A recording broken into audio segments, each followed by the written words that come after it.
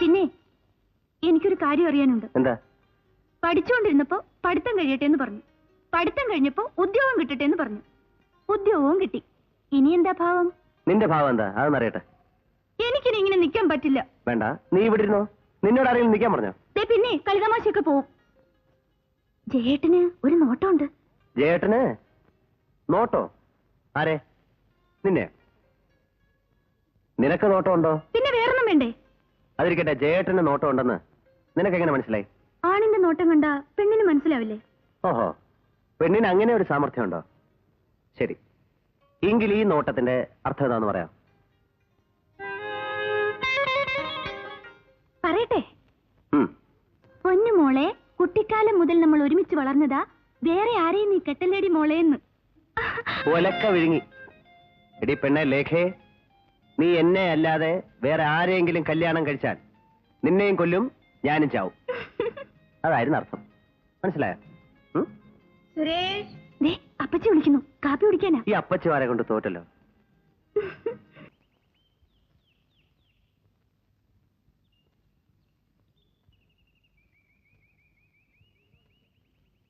ആഹാ, നീ ഇവിടെ വന്നിരിക്കുകയാണോ?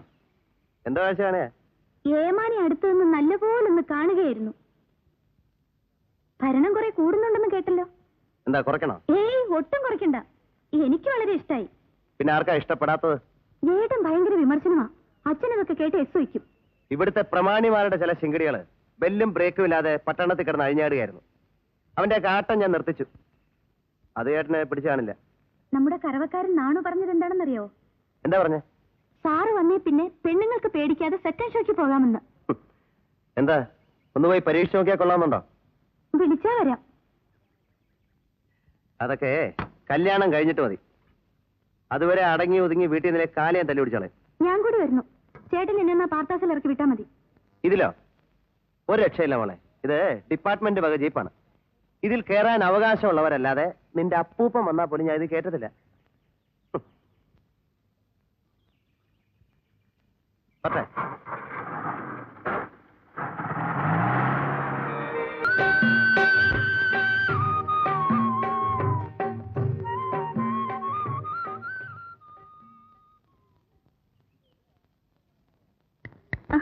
ഇതെവിടാ? സ്വപ്നം കാണുകയാണോ? ഏയ്, ഒന്നുമില്ല. എവിടെ പോകുന്നു? ഞാൻ കാർ കൊണ്ടുപോയാക്കാം.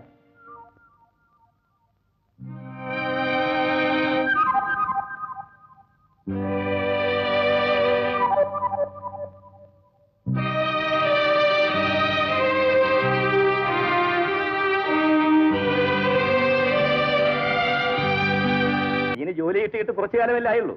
അതിനെടുത്തിയാട്ടുവാ. ഞാൻ ഏതായാലും മേൽ നടപടിക്കും പ്രതികാരത്തിനും ഒന്നും പോകുന്നില്ല.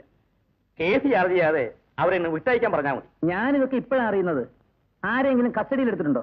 അതുകൊണ്ടല്ലേ ഞാൻ ജയനെ വിളിച്ച് പറഞ്ഞത്. അവിടെ ഉണ്ടായിരുന്നവരെല്ലാം അറസ്റ്റ് ചെയ്തിരിക്കുകയാണ്. ഈ ചെറിയ കാര്യത്തിന് ഞാൻ മിനിസ്റ്റർ വിളിച്ച് പറയണം? ഏയ്, അതിന്റെ ഒന്നും ആവശ്യമില്ല. എങ്കിൽ ജയൻ തന്നെ നേരിട്ട് പോയി പറഞ്ഞ് അവരെ ഇറക്കി വിളിക്കും. സുരേഷ് നമ്മുടെ പയ്യനായി പോയില്ലേ? ഇല്ലെങ്കിൽ നടന്നൊക്കെ മറന്നേക്കും. ഞാൻ ഇപ്പൊ തന്നെ സ്റ്റേഷനിൽ ചെന്ന് സുരേഷിനെ കണ്ട് കേസ് ചാർജ് ചെയ്യിക്കാതെ അവരെ വിടിച്ചേക്കാം. ഈ പ്രശ്നത്തില് ഇത്രയേറെ താല്പര്യം ഉണ്ടാവാൻ എന്താ കാര്യം? എന്താ കാര്യമെന്ന് ചോദിച്ചാ, മാന്യനായ നമ്മുടെ ഒരു കുടുംബ സുഹൃത്ത് വിളിച്ചു പറഞ്ഞാ ഞാനത് ചെയ്യണ്ടേ? മാന്യനായ ഈ കുടുംബ സുഹൃത്ത് എന്താ ചെയ്തുകൊണ്ടിരിക്കുന്നത് ചേട്ടൻ അറിയോ? അയാൾ എന്തും ചെയ്യട്ടെ, നമുക്ക് എന്ത് വേണം? ചേട്ടൻ അത് പറയാം, പക്ഷെ എനിക്ക് പറയാൻ പറ്റില്ല. ഇത് വളരെ കാലമായി നടക്കുന്ന ഒരു ഏർപ്പാടാണ്. ആ ഗോഡൌണിൽ കള്ളക്കടത്തായി കൊണ്ടുവരുന്ന സ്പിരിറ്റ് സ്റ്റോർ ചെയ്യാൻ പ്രത്യേക ടാങ്കുകളുണ്ട്. കണ്ടേക്കാം, സർക്കാരിൽ സ്വാധീനമുള്ളവർ അങ്ങനെ പലതും ചെയ്യും. അവിടെ സ്റ്റോർ ചെയ്യുന്ന സ്പിരിറ്റിൽ നിറം കലർത്തി ഫോറിൻ ലിക്കറിന്റെ ലേബിൾ ഒട്ടിച്ച് ഈ പറയുന്ന നമ്മുടെ കുടുംബ സുഹൃത്ത് മാർക്കറ്റ് വിറ്റഴിക്കുകയാണ്. ഇതുകൊണ്ട് സർക്കാരിന് എത്ര കോടി രൂപയുടെ നഷ്ടമുണ്ടെന്നറിയോ? സർക്കാരിന്റെ നഷ്ടമോ? എടാ, ഈ സർക്കാർ തന്നെ വലിയൊരു നഷ്ടമല്ലേ. നീ ജീവിക്കാൻ പഠിക്കും സുരേഷ്. നിനക്കെന്താ വേണ്ടതെന്ന് പറയും, ഞാൻ അദ്ദേഹത്തോട് വാങ്ങിച്ചു തരാം. അറസ്റ്റ് ചെയ്തൊരു വിട്ടയച്ചേക്ക്. എന്തു പറയുന്നു? ചേട്ടന്റെ സ്ഥാനത്ത് മറ്റൊരാളായിരുന്നെങ്കിൽ ഈ സമയത്ത് ഞാൻ ചെറിയൊരു സമ്മാനം കൊടുക്കുമായിരുന്നു. കാരണക്കുറ്റിക്ക് ഒരു അടി. സുരേഷ്, ഞാനൊരു പോലീസ് ഉദ്യോഗസ്ഥനാണ്. എന്നെ പോലുള്ള പലരും ഇവിടെ എന്തെല്ലാമോ ചെയ്യുന്നുണ്ടാവും. പക്ഷെ എനിക്ക് ഈ രാജ്യത്തോടൊരു ബാധ്യതയുണ്ട്. ആ ബാധ്യതയ്ക്ക് മുമ്പിൽ നേട്ടവും കോട്ടവും ബന്ധുത്വമൊന്നും ഞാൻ നോക്കാറില്ല. ഞാൻ എന്റെ ഡ്യൂട്ടി ചെയ്യും. അതിലിടപെടാൻ ഞാൻ ആരെയും അനുവദിക്കില്ല. ഈ മാതിരി കാര്യങ്ങൾക്ക് വേണ്ടി ചേട്ടൻ ഇനി ഇവിടെ വരരുത്. You please go.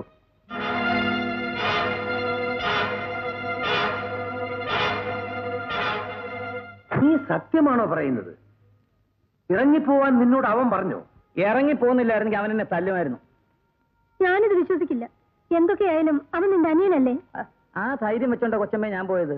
പക്ഷേ ജയേട്ടെ വേണ്ടാത്ത കാര്യത്തിനൊക്കെ ശുപാർശ ചെയ്യാൻ പോയെന്തിന്? വേണ്ടാത്ത കാര്യമാണോടി? ബാലഗംഗാധരൻ നമ്മുടെ കുടുംബ സുഹൃത്താ. എന്റെ അച്ഛാ, ഇനിയെങ്കിലും അത് പറയാതിരിക്കെ. ഇങ്ങനെയുള്ളവരൊക്കെ കുടുംബ സുഹൃത്തുക്കളാണെന്ന് പറയുന്നത് തന്നെ അപമാനമാ. സുരേഷ് ഇവളെ ബ്രെയിൻ വാഷ് ചെയ്ത് വെച്ചിരിക്കാം മാവാ. ഇവക്ക് കടിഞ്ഞാണിട്ടില്ലെങ്കിൽ നമുക്കൊക്കെ ആവത്താ. കടിഞ്ഞാണേ സ്വന്തം കഴുത്തിട്ടോണ്ടാ മതി. ലേഖേ,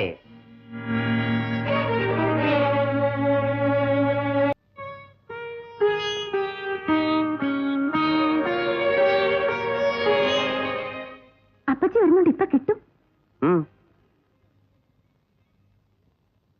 ഞാൻ എന്തൊക്കെയാ മോനെ കേൾക്കുന്നത്? നീ മന്ത്രിയെ വണ്ടിയെ കയറ്റിയില്ലേ? കൊള്ളാമല്ല അമ്മ ഈ വാർത്ത. ഇതെവിടെ കിട്ടി? ശരിക്കൊന്നും വേണ്ട, അച്ഛൻ പിണങ്ങിയിരിക്കാണ്. ചേട്ടാ, മന്ത്രി ജീപ്പി കയറ്റാത്തതിന് അമ്മാവൻ പിണങ്ങുന്നതിനാ? എനിക്ക് പേടി തോന്നടാ മോനെ. നീ ഇങ്ങനെ എല്ലാരെയും വെറുപ്പിക്കാൻ തുടങ്ങിയാൽ എങ്ങനെയാ? ഈ ജോലിക്ക് ഇങ്ങനൊരു ദോഷവും കൂടി ഉണ്ടമ്മേ. എല്ലാവരും ഒരുപോലെ സ്നേഹിച്ചെന്ന് വരില്ല. എതിർക്കാൻ കുറഞ്ഞ പക്ഷം 10 കള്ളന്മാരെങ്കിലും ഉണ്ടാവും. കള്ളന്മാരല്ല, കൊള്ളാവുന്നവരെ എതിർത്താലും ചേട്ടൻ ധൈര്യമായിട്ട് പണിയെടുത്തിക്കോ. ഇപ്പോഴവിടെ ചുണയുള്ളൊരു ഇൻസ്പെക്ടർ വന്നെന്നാ നാട്ടുകാർ പറയുന്നത്. നേരോ? എന്നാലേ ഒരു കടലാസിൽ അതിങ്ങോട്ട് കുറിച്ച് തന്നാ ഞാൻ കഴുത്തേ കെട്ടി തൂക്കിയിട്ടുണ്ട് നടക്കാം. ഉടനെ അവളെ കളിയാക്കിക്കോ.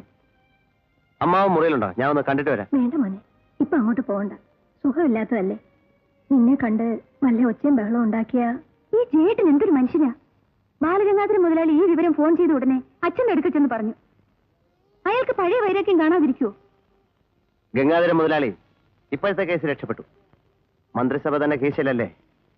പക്ഷെ അയാളെ ഞാൻ വിടില്ല, ഇനിയും പിടിക്കും. അത് വേണ്ട മോനെ, അയാൾ വലിയ പണക്കാരനാ. വിചാരിച്ചാൽ നടക്കാത്തതൊന്നുമില്ലെന്ന് ആളുകൾ പറയുന്നത്.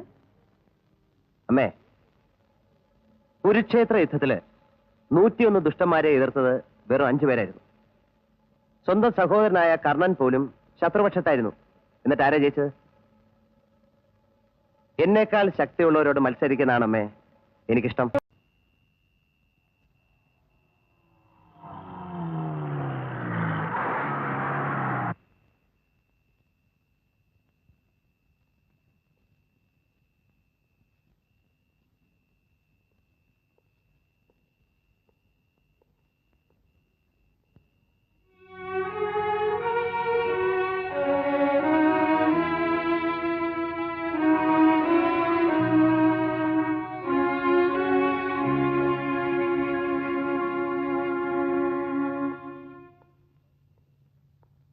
വരുന്നുണ്ട്.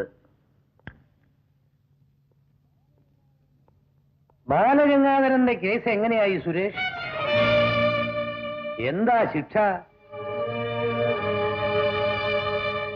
ജീവപര്യന്തമായിരിക്കും.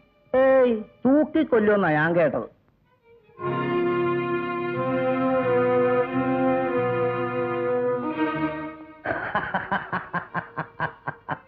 അച്ഛാ, എന്താടി? ജയിച്ച പിശാചിനേക്കാളും തോറ്റ ദൈവം തന്നെയാണ് അച്ഛൻ നല്ലത്.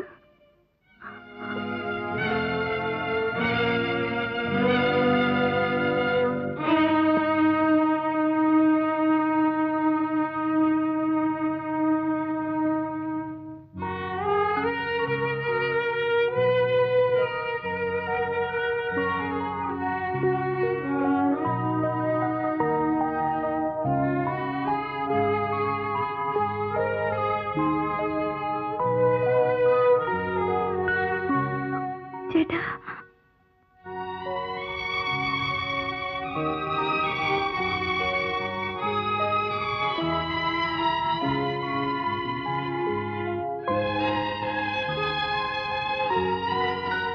ലേഖേ, സത്യം തോറ്റു, ജനങ്ങൾ തോറ്റു. പക്ഷെ ഞാൻ തോക്കില്ല, ഒരിക്കലും തോക്കില്ല.